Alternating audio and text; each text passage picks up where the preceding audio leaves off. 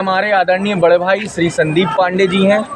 इनका मां नर्मदा परिक्रमा यात्रा रेवा श्री तीर्थ यात्रा समिति चलता है।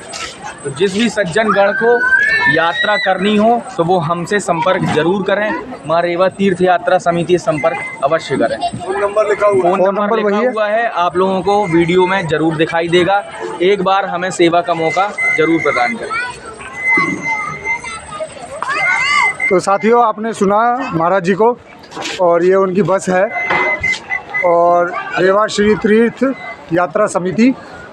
और फ़ोन नंबर बोल दीजिए, फ़ोन नंबर एक बार ये है, देख लीजिए।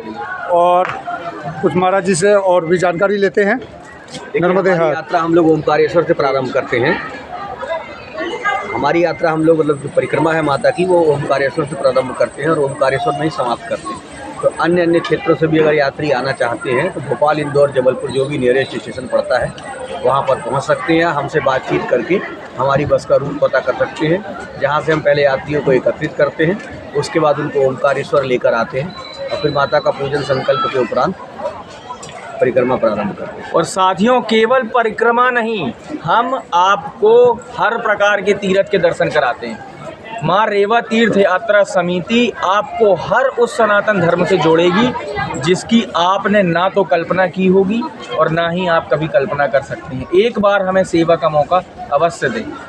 तो ये आप नर्मदा मैया की परिक्रमा कितने दिन में पूरी करवाते हैं? हम 16 दिन में पूरी करते हैं। 16 दिन में 14 से 16 दिन होता है। 14 से 16 दिन यात्रा का वो अवधि रहती है। हाँ। कम से कम 14 दिन लगते हैं और अधिकतम 16 दिन लगते हैं। और कई प्रकार की यात्राएं होती हैं। कई लोग बोलते हैं, बोल के ही करते हैं कि हमको 20 दिन में करना है। तो अगर जैसा उनका शुल्क होता है उस हिसाब से ये प्लानिंग हो जाती है।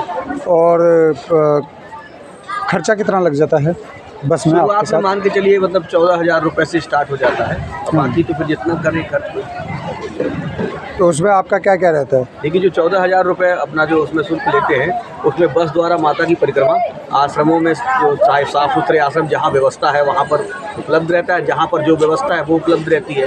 सार्वजनिक हॉल में रुकने की व्यवस्था रहती है और भोजन प्रसादी साथ में हमारा किचन चलता है, जिससे किचन में उनको भोजन सुबह शाम दोपहर मिलता रहता है। यात्रा कम से कम 200 से 250 किलोमीटर चलना होता है। और जैसे कि अब नाव में आने का जो खर्चा लगा वो यात्री को स्वयं देना होता है, लेकिन वो नाव का किराया प्लस जो अगर ऑटो में कहीं घूमने जा रहे हैं, आना जाना कर रहे हैं, वो उनको स्वयं का होता है। हमारा जो शुल्क है उसमें केवल भोजन, यात्रा और आवास, ये तीन, मतलब भोजन, भजन, आवास की व्यवस्था हमारे। नर्मदे हाट। धन्यवाद।